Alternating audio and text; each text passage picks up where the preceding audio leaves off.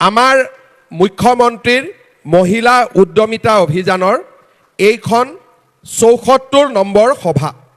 অসমত ১২৬টা বিধানসভা সমষ্টি আছে।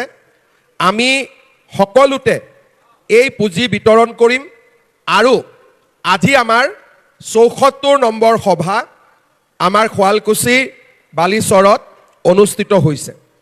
এতিয়ালৈকে মই নিজে ৬২খন সভাত গৈছোঁ আৰু বাকী সভাত আমাৰ মন্ত্ৰী বিধায়কসকলেও অংশগ্ৰহণ কৰিছে। হাজো শুৱালকুছি সমষ্টিত আজি ৩১,১৯০ গৰাকী হিতাধিকাৰীয়ে আমাৰ উদ্যমিতা অভিযানৰ পুঁজি লাভ কৰিব। যদিও এগৰাকী মহিলাই ১০,০০০কৈ পাব, ৩১,০০০ মহিলাই একলগ কৰিলে কিমান টকা পাব? ৩১ কোটি টকা। তাৰমানে আজি শুৱালকুছি হাজোৰ বেংকত ৩১ কোটি টকা জমা হ'ব, যিটো আপোনালোকে উইথড্ৰ কৰিব। অসমত কিমান মানুহে পাইছে? মহিলাই পাইছে ৩২ লাখ মহিলাই পাইছে। আৰু ৩২ লাখ মহিলাক যদি আমি ১০,০০০ টকাকৈ দিওঁ কিমান টকা লাগিব? ৩,২০০ কোটি টকা। মহিলাসকলৰ কাৰণে ইয়াতে পুৰুষ নাই।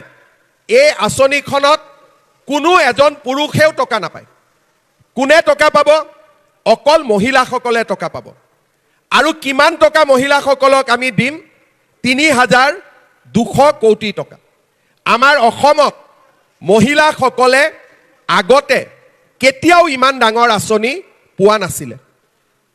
৩২ লাখ মহিলাই একেলগে ১০,০০০ টকাকৈ ৩,২০০ কোটি টকা পাব। আগতে এনেকৈ চৰকাৰৰ কোনো আঁচনি নাছিলে। প্ৰথমবাৰ চৰকাৰে আঁচনি লৈছে আৰু সেইকাৰণেই গোটেই অসমত মহিলাসকলৰ মাজত এটা উৎসাহৰ পৰিৱেশ সৃষ্টি হৈছে। ক'ৰবাত যদি মই কৈছোঁ যে ৰাতিপুৱা 10টা বজাত আহিম, মহিলাসকল 4টা-5টা বজাতে আহিছে। ক'ৰবাত যদি আমি কৈছোঁ যে আমাৰ মিটিং 1টা বজাত হ'ব, মহিলাসকল 7টা-8টা বজাতে 6টা বজাতে আহিছে। কিয়? আগতে কেতিয়াও মহিলাসকলৰ কাৰণে এনেকৈ আঁচনি হোৱা নাছিল। আন কিবা আঁচনি হৈছে, কিন্তু অকল মহিলাই পাব। সেইকাৰণে গোটেই অসমতে মহিলাসকলৰ মাজত আজি এটা উৎসাহ আৰু উদ্দীপনাৰ সৃষ্টি হৈছে। আৰু আমাৰ হাজো শুৱালকুছিটো একেটাই উৎসাহ আৰু উদ্দীপনা আজি আমি দেখা পাইছোঁ। ইয়াৰ কাৰণ কি? যে মহিলাসকলে, টকাটো ডাঙৰ কথা নহয়, মহিলাসকলে চৰকাৰৰ পৰা এটা সন্মান পাইছে। মোৰ নামটো লিষ্টত আছে, চৰকাৰে মোকো মনত ৰাখিছে আৰু ময়ো চৰকাৰৰ পৰা আজি আঁচনি এটা লাভ কৰিছোঁ। আৰু সেইকাৰণে শদিয়াৰ পৰা ধুবুৰীলৈকে, জোনাইৰ পৰা শিলচৰলৈকে মহিলাসকলৰ মাজত এটা উৎসাহৰ পৰিৱেশ আজি সৃষ্টি হৈছে। চৰকাৰ অহাৰ লগে লগে আমি অৰুণোদয় আঁচনি আৰম্ভ কৰিছিলোঁ। সেইখনো আছিল অকল মহিলাৰ কাৰণে। তাত পুৰুষৰ একাউণ্টত টকা নাযায়। কাৰ একাউণ্টত টকা যায়? মহিলাৰ একাউণ্টত। যি মহিলাৰ বেংক একাউণ্টে নাছিল, অৰুণোদয় আঁচনি অহাৰ লগে লগে প্ৰত্যেকগৰাকী মহিলাৰ বেংক একাউণ্ট হ'ল। উদ্যমিতা অভিযান আহি পৰাৰ লগে লগে বেংক একাউণ্টত টকা জমা হ'ল। আৰু আনকি ছোৱালীবিলাকৰ কাৰণেও নিযুত মইনা আঁচনি, পঢ়া শুনাৰ মাহেকীয়া খৰচ চৰকাৰে দায়িত্ব ল'লে। এই তিনিওখন আঁচনি, উদ্যমিতা আঁচনি, অৰুণোদয় আঁচনি আৰু নিযুত মইনা আঁচনি, এই তিনিওখন আঁচনি আজি অকল অসমৰ মহিলাসকলৰ বাবে কৰা আঁচনি। উদ্যমিতা ৩,২০০ কোটি টকা, অৰুণোদয়ত ৪০ লাখ মহিলা, প্ৰায় ৪৫০ কোটি টকা, বছৰত ৫,০০০ কোটি টকা। ৫,০০০ আৰু ৩,২০০ আজি ৮,২০০ কোটি টকা। ৪ লাখ ছোৱালীয়ে মাহত ১২০০-২,৫০০ টকা পায়। ৪০-৫০ কোটি টকা মাহত খৰচ হয়, তাতো ৫০০ কোটি টকা। আজি এই বছৰত ৯,০০০ কোটি টকা অকল মাত্ৰ মহিলাসকলেই নিজৰ বেংকৰ একাউণ্টত লাভ কৰিছে। আজি আমাৰ হাজো শুৱালকুছিত মই হিচাপ কৰি চাইছিলোঁ, আমাৰ হাজো শুৱালকুছিত অৰুণোদয় আঁচনিও লাভ কৰিছে 28,946 গৰাকী আৰু কিছুমানৰ নাম লিষ্ট হৈ আছে 2 এদিনতে তেওঁলোকেও পাব কিমানে অৰুণোদয় পাইছে হাত দাঙকচোন কিমানে পোৱা নাই এবাৰ হাত দাঙক নোপোৱাৰ সংখ্যা বহুত কম নাম 2000 আৰু নাম দিবলগীয়া আছে তাতো নাম পাই যাব এতিয়া আপোনালোকে চিন্তা কৰক 10,000 এই মাহত পালো আৰু অহা মাহৰ 20 তাৰিখে অৰুণোদয় পোৱা সকলে আৰু 8,000 টকা পাব আজি পালো 10,000 ফেব্ৰুৱাৰীত পাম 8,000 আগতে মহিলাসকলে চৰকাৰে এক লেটা খুটা দিব ইফালৰ পৰা সিফালে দৌৰাদৌৰি কৰি থাকে কৰবাত এখন কম্বল দিব মহিলাসকলে দৌৰাদৌৰি কৰি থাকে এতিয়া আপোনালোকৰ বেংকৰ একাউণ্টত আজি 10,000 টকা আৰু 20 ফেব্ৰুৱাৰী তাৰিখে 8,000 টকা মহিলাসকলক ইমান সুবিধা আৰু ইমান সন্মান আমাৰ ৰাজ্যত কেতিয়াও দিয়া হোৱা নাছিল আজি আমি মহিলাসকলৰ পৰা কি বিচাৰিছো যে আমাৰ মহিলাসকলে এই উদ্যমিতা অভিযানৰ জৰিয়তে লাখপতি বাইদেউ হবৰ বাবে চেষ্টা কৰিব লাগে লাখপতি বাইদেউ মানে কি যে যিসকল মহিলাৰ বছৰত 1 লাখ টকাতকৈ বেছি ব্যৱসায় আছে বা কৰিব পাৰে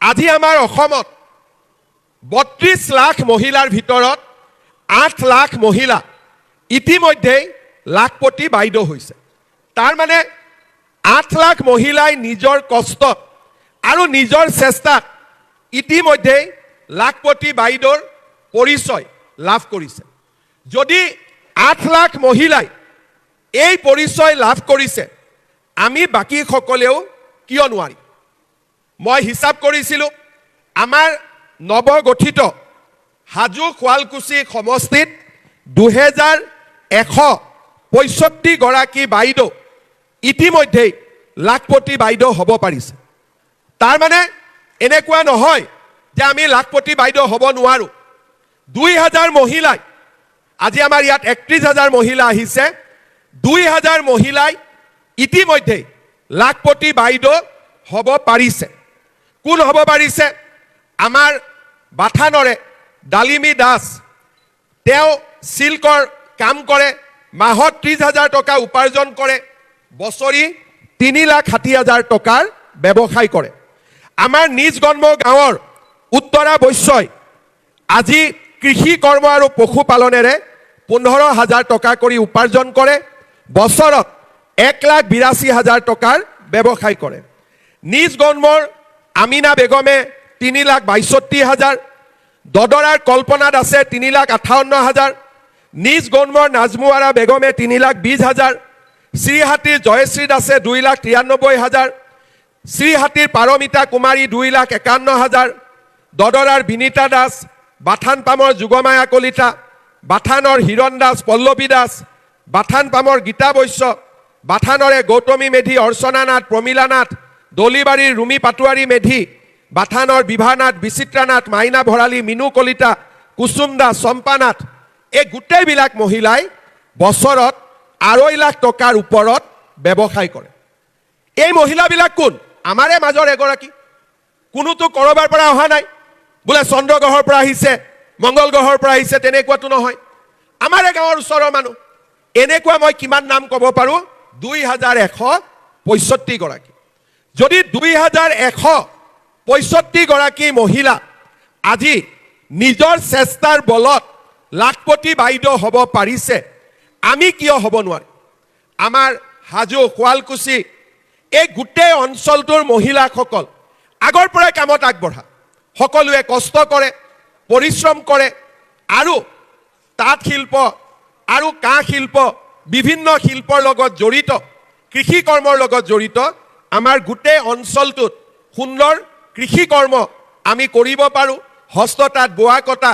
সকলোতে আমি কাম কাজ কৰিব পাৰো গোটেই অসমৰ মহিলা লাখপতি হোৱাৰ আগতে ইচ্ছা কৰিলে হাজো শুৱালকুছিৰ মহিলাসকলে তাতকৈ আগতে লাখপতি হ'ব পাৰে কাৰণ আমি ইতিমধ্যে আগ্ৰনোৱা ইতিমধ্যে আমাৰ ঘৰত কিবা নহয় কিবা শিল্প এটা আমি কৰি আছো সেইকাৰণে মোৰ আহ্বান হ'ব, মোৰ অনুৰোধ হ'ব, এটা সময়ত মহিলা ঘৰৰ ভিতৰত আছিল, মহিলা ওলাই আহিলেও চৰকাৰে সন্মান দিয়া নাছিল। আজি আপোনালোকে চিন্তা কৰক, অকল মহিলাৰ কাৰণে এই সভা পতা হৈছে, মুখ্যমন্ত্ৰী, মন্ত্ৰী, ডিচি সব আহি বহি আছে, কাৰ কাৰণে? মহিলাৰ কাৰণে। তাৰ মানে আজি আমাৰ অসমত মহিলাক সন্মান দিয়া হয়, মহিলাক আগবাঢ়ি যাবলৈ সুবিধা দিয়া হয়, আৰু সেই সুবিধা আমি গ্ৰহণ কৰিব লাগিব, আৰু মহিলাসকলে আগ্ৰনোৱা হৈ লাখপতি বাইদেউ হ'বৰ কাৰণে প্ৰচেষ্টা কৰিব লাগিব। আৰু যদি আপোনালোকে আগ্ৰহ প্ৰকাশ কৰে যে হয় আমি আগুৱাই যাম, চৰকাৰে এটা সুবিধা নহয়, 10,000 টকা নহয়, আপোনালোক আগতো সহায় কৰি গৈ থাকিব। আজিৰ মিটিংখন শেষ মিটিং নহয়, আজিৰ মিটিংখন হ'ল আৰম্ভণিৰ মিটিং। এই আৰম্ভণি আজি আমি কৰিছোঁ, আমি শেষ কেতিয়া কৰিম? যেতিয়া আপোনালোক লাখপতি বাইদেউ হ'ব পাৰিব। আজি আমি অলপ পিছতেই 10,000 টকাৰ চেকখন পাম। 10,000 টকা চেক পোৱাৰ লগে লগে আমাৰ মনত ইচ্ছা হ'ব মোবাইল ফোন এটা কিনাৰ কাৰণে। কোনে কোনে মোবাইল কিনিব? হাত দাঙকচোন। কোনে কোনে কিনিব? কোনেও নিকিনে? ঠিক আছে, 10,000 টকাটো আমি বেংকৰ পৰা উইথড্ৰ কৰিলোঁ। তাক আমি কেনেকৈ খৰচ কৰিম? 1 নম্বৰ, 10,000 টকা আমি গোটত দিলোঁ। কিমান হ'ল? 1 লাখ টকা। যিগৰাকী মহিলাই ব্যৱসায় কৰিব খোজে গোটৰ পৰা ধাৰ ল'লে আৰু নিজৰ ব্যৱসায় কৰি গোটক টকাটো ঘূৰাই দিলে, গোটটো চলিলে, ব্যৱসায় কৰিবৰ কাৰণে আমি পুঁজি পালোঁ। এইটো হ'ল 1 নম্বৰ। 2 নম্বৰ, কোনোবা মহিলাই ক'ব যে আমি গোটত নিদিওঁ। ভাল কথা, কি কৰিম?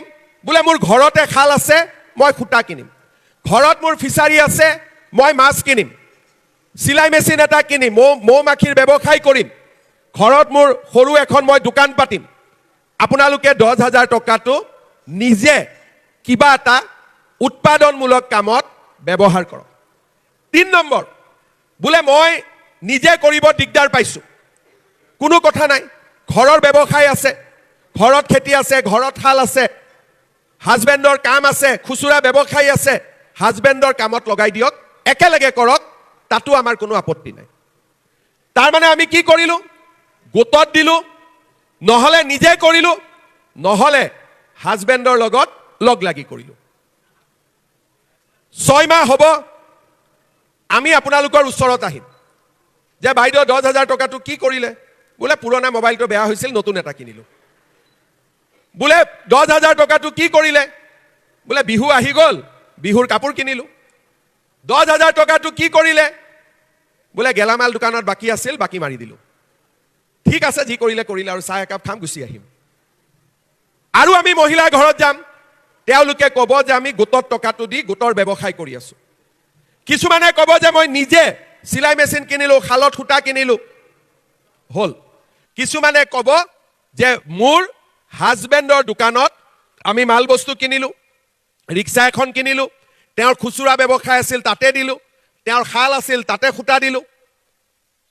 আমি শুনিম যিসকল মহিলাই এই ধৰণে টকাটোৰ সৎব্যৱহাৰ কৰিব, তেওঁলোকক আমি দ্বিতীয়বাৰ আকৌ এনেকৈ মাতিম, আৰু দ্বিতীয়বাৰ আমি 25,000 টকাকৈ আপোনালোকক দিম। সেই বাইদেউসকলৰ 25,000 ল'ব ইচ্ছা নাই, আছেনে নাই? তেতিয়াহ'লে একদম মনে মনে বহি আছে। কাৰ কাৰ 25,000 ল'ব ইচ্ছা নাই? হাত দাঙক। কাৰ কাৰ ইচ্ছা নাই? হাত দাঙক। তাৰমানে সকলোৰে ইচ্ছা আছে। এইবাৰ কাৰ কাৰ 25,000 ল'বৰ কাৰণে ইচ্ছা আছে? তেওঁলোকে হাত দাঙক। বঢ়িয়া। এতিয়া 25,000 লোৱাৰ পিছত তৃতীয় বছৰ আমি আপোনালোকৰ ঘৰত আকৌ যাম। এইবাৰ আমি সুধিম যে বাইদেউ 25টো ক'ত খৰচ কৰিলে? বোলে মোৰ 10,000 দি মই আৰম্ভ কৰিছিলোঁ, এতিয়া 25,000ও পালোঁ, মোৰ ব্যৱসায়টোত এটা গতি লাগিছে। আমাক দেখুৱালে, আমি চালোঁ। আপোনালোকক আকৌ তৃতীয় বছৰত আমি আকৌ মাতিম, আৰু তৃতীয় বছৰত আমি কিমান দিম? 50,000 টকাকৈ আপোনালোকক আমি দিম। 50,000টো ল'ব ইচ্ছা নাই কিজানি আমাৰ? বাইদেউহঁতৰ ইচ্ছা আছে নাই 50,000 ল'ব? যাৰ যাৰ 50,000 ল'ব ইচ্ছা নাই তেওঁলোকে হাত দাঙক।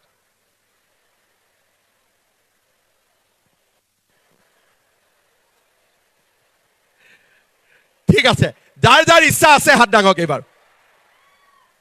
এতিয়া এটা কথাই কওক, শুৱালকুছিতো জানে 2-4 জনে বেলেগ কথা। মই যদি দিম বুলি কৈছো দিম নে নিদিম? সকলোৱে চিন্তা কৰি কওক, মই যদি দিম বুলি কৈছো দিম নে নিদিম? দিম। তাৰ মানে আমি কি বুজিলো? 10,000টো আৰম্ভণি, 25,000ও পাম, 50,000ও পাম। ইয়াৰ পিছত কি কৰিম? যেতিয়া 50,000 টকা পাম, আপোনালোকৰ ব্যৱসায়টো নিজে নিজে ভাল হৈ যাব। তেতিয়া আমি আপোনালোকক বেংকৰ লগত লগ লগাই দিম আৰু বেংকক কম যে বাইদেউসকলক আৰু আপোনালোকে টকা লোন দিয়ক আৰু আপোনালোকে বেংকৰ লগত তেতিয়া চলিব পৰা হৈ যাব। তাৰ মানে আমি আপোনালোকক 10,000, 25,000, 50,000লৈকে লৈ যাম আৰু আগলৈ ব্যৱসায় যাতে চলাব পাৰে বেংকৰ লগত আপোনালোকক আমি পৰিচয় কৰাই দিম। মাজতে আমি আপোনালোকক ট্ৰেইনিং আদিও দি থাকিম যে কেনেকৈ আমি কাম কৰিব লাগে। এতিয়া আপোনালোকে কওক, চৰকাৰে যদি এনেকৈ আপোনালোকক সহায় কৰে আপোনালোক লাখপতি বাইদেউ হ'ব পাৰিবনে নোৱাৰিব? একদম লাহেকৈ কৈছে, ভাল। সেইকাৰণে কওঁ ৰাতিপুৱা চাহ নোখোৱাকৈ আহিলে এতিয়া শক্তিটো কমি গৈছে। পাৰিবনে নোৱাৰিব? মই বোলো চাহ তাহ খাই অহা নাই, এতিয়া শক্তিটো কমি গৈ আছে নেকি? ভোক লাগিছে নেকি? বেছি ভোক লাগিছে? ঠিক আছে, কোনোবাই পিঠা তিঠা আনিছে যদি মোক খুৱাওক এতিয়া। কোনেও অনা নাই পিঠা তিঠা? মোক খুৱাম বুলি আনিব লাগিছিল। ঠিক আছে, পিছৰবাৰ আহিলে লৈ আহিব কিবা টেকলি দিয়া পিঠা তিঠা যি পাই তাকে লৈ আহিব আৰু খাই দিম ময়ো। মোৰো ভোক লাগিছে নহয় এতিয়া। এতিয়া কোনোবাই আছে নেকি বাইদেউ? এই চক বাইদেউ আনিছে পিঠা, এতিয়া মই খাব পামেই, ৰ'ব মই ভাষণ দি খাম। এই লৈ আহি দি ৰাখি দে, লৈ আহ বাবা। মোক মৰম কৰেতো, হয় নহয়? যি নহওক, এতিয়া আপোনালোকে মোক ক'ব দে পিঠা ক'লে, এই বাবা ল পিঠা লৈ আহ।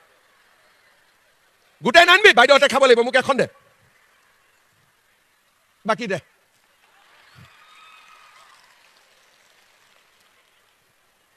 তই আনিছা মাই? এই মাইটো ল, মাই পিঠাও ল, এইটোতো খাবাই লাগিব দে। বুঢ়া এখন তাইক খুৱাব লাগিব ন, মোক এখন দে, খুলি দে। দেখছা, ক'ৰবাত নহয় ক'ৰবাত মৰম পায়ে যায় মানুহে।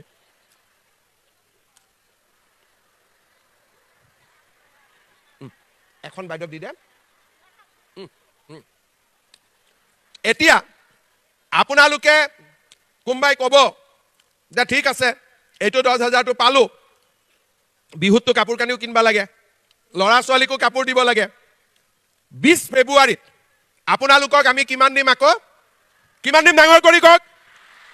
এই 8,000 টকাটো দি আপোনালোকে চলি পলি কাপোৰ দিব পাৰে আৰু আপোনালোকে নিজেও কাপোৰ কিনিব পাৰে, হ'ব? সেইটোত মোৰ আপত্তি নাই। এই 10,000টো আমি ভাল কামত খৰচ কৰিম, সেই 8,000টো যেনেকৈ বিচাৰে তেনেকৈ খৰচ কৰিম, হ'ব? গতিকে আপোনালোকক আমি সহায় কৰি গৈ থাকিম, আপোনালোক আগবাঢ়ি গৈ থাকিব। আজি আপোনালোকে চিন্তা কৰক,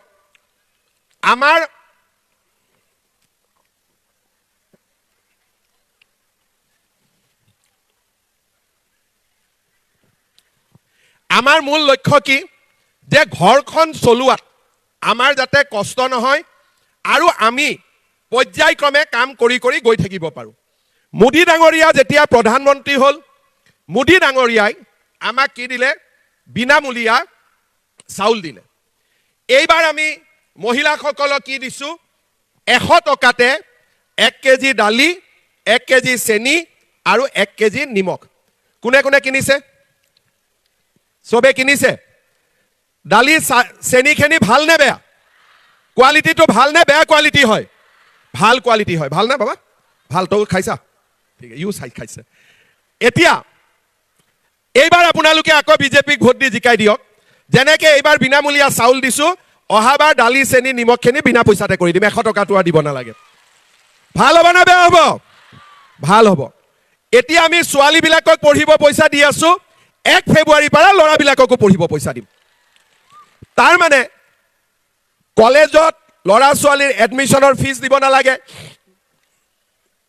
দে কোনোবাই কৈছে আই বাইদেউজনীৰ গাটো বেয়া হৈছে, কোনোবা এগৰাকী। হ'ব হ'ব হ'ব কৈ, এই বাবা চাই লওঁ। আমাৰ হৈ যাব, চিন্তা কৰিব নালাগে, একদম চিন্তা কৰিব নালাগে, ইহঁতে কৰি দিব ডক্টৰ।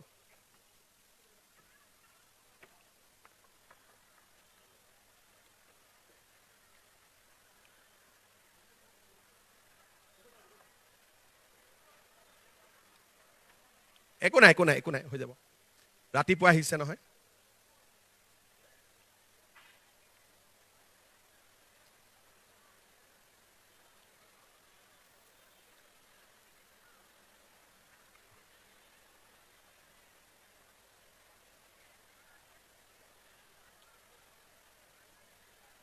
হৈছে, হৈ গ'ল, ঠিক আছে। আমাৰ ডাক্তৰ আছে তোৰ লগত, হ'ব হ'ব, ঠিক হৈ গ'ল, বহক আপোনালোক, হৈ গ'ল। আমাৰ মহিলাসকলৰ যিমান চিন্তা আছিলে, চাউলৰ চিন্তা, দালিৰ চিন্তা, নিমখৰ চিন্তা, চেনিৰ চিন্তা বা ল'ৰা ছোৱালীৰ পঢ়ুৱাৰ চিন্তা, আজি এই গোটেই কামবিলাকৰ দায়িত্ব কোনে লৈছে? আমাৰ চৰকাৰখনে লৈছে। আৰু চৰকাৰে আপোনালোকৰ পৰা কি বিচাৰিছে? যে মহিলাসকল আগৰ দৰে ঘৰত সোমাই থাকিব নালাগে, আপোনালোকেও নিজৰ ভৰিৰ ওপৰত নিজে থিয় হৈ পৰিয়ালটোৰ উপাৰ্জনত আপোনালোকে সহায়ৰ হাত আগবঢ়াওক। আমাৰ প্ৰধানমন্ত্ৰী ডাঙৰীয়াই বিচাৰে যে অসমৰ সকলো মহিলা নিজৰ ভৰিৰ ওপৰত নিজে থিয় দিয়ক।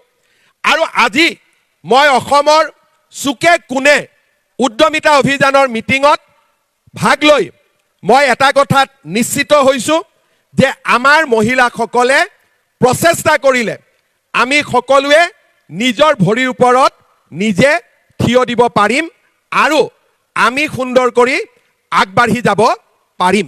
শ্ৰদ্ধাৰ আই মাতৃসকল, মই আপোনালোকক এটাই আহ্বান জনাম যে আমাৰ অসমৰ মহিলা কনকলতা হৈছিলে, আমাৰ অসমৰ মহিলা জয়মতী হৈছিলে। মহামানৱ মহাত্মা গান্ধীয়ে কৈছিল যে আমাৰ মহিলাই নিজে ৰাতি দেখা সপোন ৰাতিপুৱা কাপোৰত আঁকিব জানে। আমাৰ অসমৰ মহিলাসকল ইমান বেছি আগবঢ়া যে আমি যদি মহিলাসকলে এবাৰ প্ৰতিজ্ঞা কৰোঁ, এবাৰ যদি সংকল্প লওঁ যে আমি আমাৰ লক্ষ্য লাখপতি বাইদেউ হোৱাৰ আমাৰ লক্ষ্য, আমি লাখপতি বাইদেউ হ'ম, আমাক কোনেও ধৰি ৰাখিব নোৱাৰে।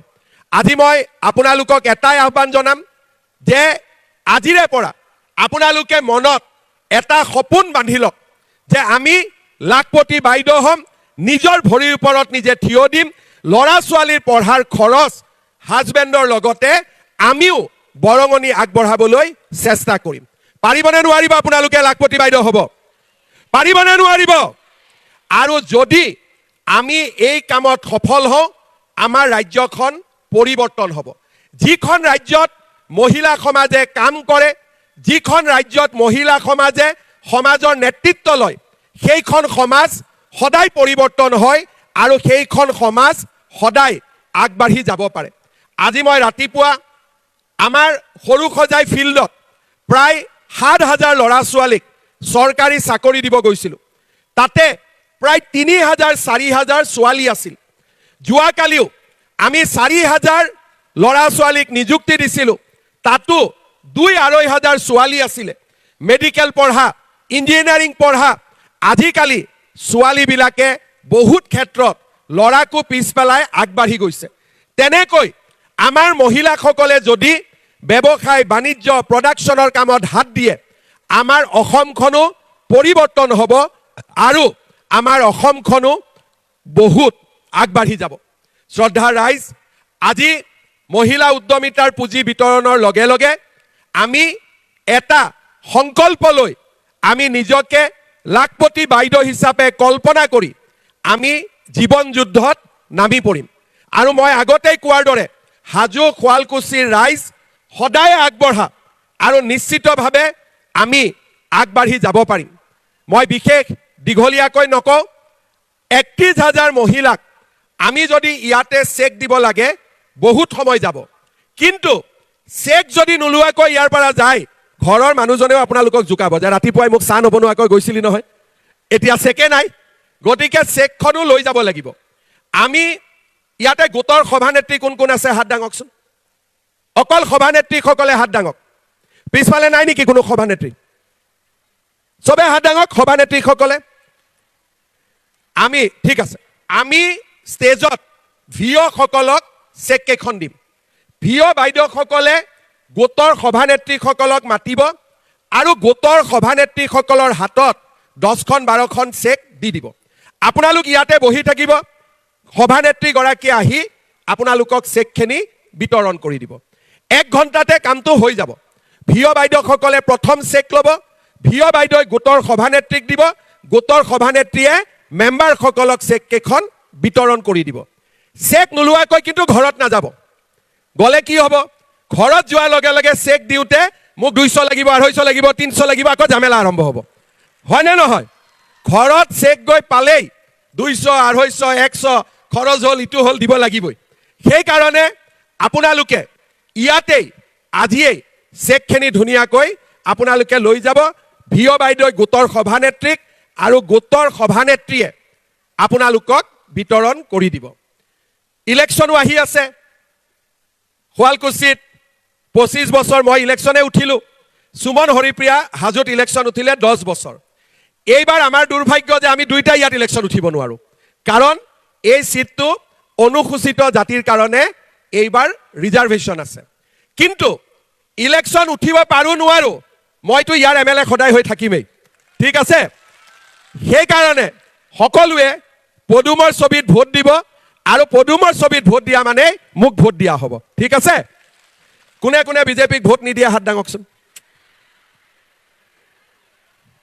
কোনে কোনে নিদিয়া হাত দাঙক চাব দে কোনেও কিন্তু হাত দিয়া নাই দাঙা নাই পিছত বাকছত যাতে গণ্ডগোল নহয় কোনে কোনে দিব তেওঁলোকে হাত দাঙক এবাৰ ঠিক আছে সবে হাত দাঙিছে গতিকে 31000 মই হিচাপত থৈ দিলো ঠিক আছে ঘৰত আমাৰ গিৰিয়েকসকলে আমাৰ মতে ভোট দিব নে আমি তেওঁলোকৰ মতে ভোট দিম কাৰ মতে ভোট দিব বঢ়িয়া আপোনালোকে তেওঁলোকক গৈ ক'ব যে মামাই কিন্তু কৈছে যে হাজবেণ্ডৰ ব্যৱসায়টো টকাটো দিব পাৰি মই কৈছো নে নাই কোৱা হাজবেণ্ডসকলৰ ফেভাৰতো মই কৈছো নে নাই কোৱা সেইটো গৈ ক'ব যে মামাই চেক আমাক দিছে কিন্তু তোমাকো পাহৰা নাই মামাই তোমাৰ কথাও চিন্তা কৰিছে কাৰণ মই এইকাৰণে চিন্তা কৰিছো মইতো হাজবেণ্ডে ৰাতিপুৱা ঘৈণী বোলে ঘৰৰ পৰা ওলাই গৈছে চাহ কাপ খাব পোৱা নাই গতিকে মই নিজেও চিন্তা কৰি আছো যে আমাৰ অৱস্থাটো আজি কি হৈ আছে সেই কাৰণে তেওঁলোকৰ কাৰণেও মই চিন্তা কৰিছো যে আমি তেওঁলোকৰ লগত লগ লাগি পৰামৰ্শ কৰিয়ে আমি সকলো আগবাঢ়িম মই বিশেষ দীঘলীয়া নকৰো